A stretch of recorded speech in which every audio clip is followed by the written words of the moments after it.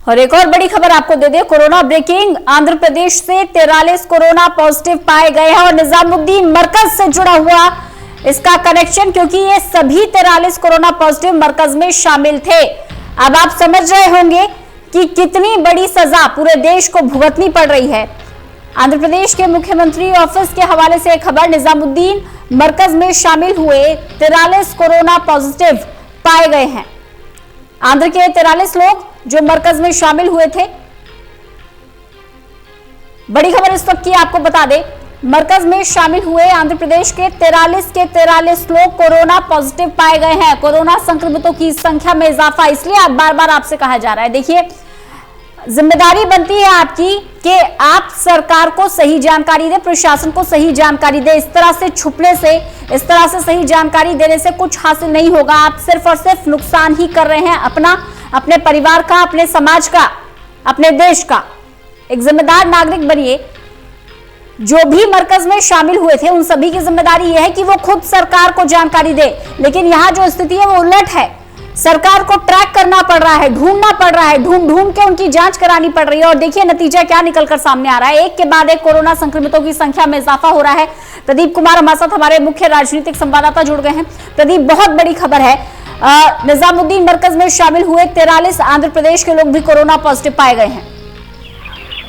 देखिए बिल्कुल, और जैसे जैसे खबर आगे बढ़ रही है ये चौंकाने वाले आंकड़े भी आ रहे हैं लगातार, जिसका जिक्र लगातार किया जा रहा था कि जो कोरोना के मामले हैं उनका इजाफा हो रहा है, क्योंकि जो तबलीगी जमात मरकज जो हुई दिल्ली के निजामुद्दीन में, उसने चिंताएं पैदा कर दी हैं। और जिस तरीके से इस पूरे घटनाक्रम में 19 राज्यों का तार जुड़ा हुआ है, 19 राज्यों के नागरिक इसमें शामिल रहे हैं, ये बताया जा रहा है, जिनकी पहचान के लिए पुलिस कार्रवाई कर रही है और उनको आइसोलेशन सेंटर में भेजे जाने के लिए यहाँ पर पूरी कवायद की जा रही है। लेकिन जिस तरीके से आंध्र प्रदेश का मामला अब यहाँ सामने आया है, आंध्र प्रदेश के भी हैं, तेलंगाना के भी हैं, तमिलनाडु के भी हैं, दूसरे राज्यों के भी लोग इस जमात में शामिल हुए थे।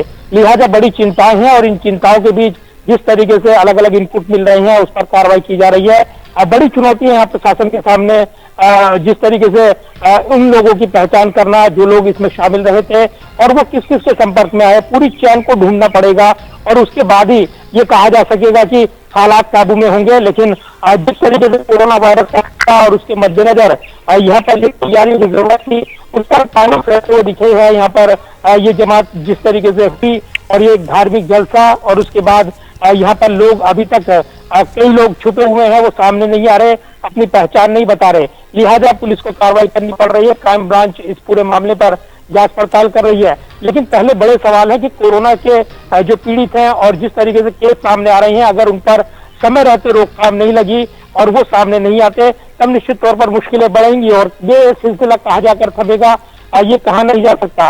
ये जरूर है कि सबसे पहली प्राथमिकता सरकार के सामने, प्रशासन के सामने इस बात को लेकर है कि वो जो जमात में शामिल हुए लोग और जो पॉजिटिव जिन लोगों के संपर्क में आए हैं उन तमाम लोगों को, और जो चैन है पूरी की पूरी, यानी उन्होंने किससे मुलाकात की, उन तमाम लोगों की पहचान करना है। और उसके बाद अगर वो आइसोलेशन सेंटर में भेजने में कामयाब है, बिल्कुल ये प्राथमिकता भी है और अब ये चुनौती भी बनता जा रहा है, क्योंकि जिस साइकिल को तोड़ने के लिए लॉकडाउन किया गया था वो साइकिल इससे मजबूत होगी, बड़ी होगी। जो लोग मरकज में शामिल हुए थे वो जिन जिन के संपर्क में आ रहे होंगे, हो सकता है वो भी संक्रमित हो जाए, इसलिए अब ये चुनौती भी बन गया है। बहुत बहुत शुक्रिया प्रदीप हमारे साथ जुड़ने के लिए, इस तमाम बातचीत के लिए। तो अभी भी बार बार आपसे अपील की जा रही है, आप अपनी जिम्मेदारी को समझिए। अगर आप में से कोई भी मरकज में शामिल हुआ था तो खुद निकलकर सामने आए, सरकार को इसकी जानकारी दे, क्योंकि जिस चेन को तोड़ने के लिए लॉकडाउन किया गया था, पूरे देश को रोक दिया गया था, आप देख सकते हैं सड़कों पर सन्नाटा पसरा हुआ है। हम आर्थिक तौर पर भी नुकसान झेल रहे हैं, सिर्फ और सिर्फ इसलिए क्योंकि मानव की जिंदगी सबसे ऊपर है, इंसानी जिंदगी की कीमत सबसे ज्यादा है, उसकी अहमियत को हम समझते हैं। आप भी समझिए, गंभीरता समझिए लॉकडाउन की, और कोरोना का खतरा जिस तरह से बढ़ता जा रहा है उसके जिम्मेदार कहीं ना कहीं वो लोग होंगे जो इस जानकारी को छुपा रहे होंगे।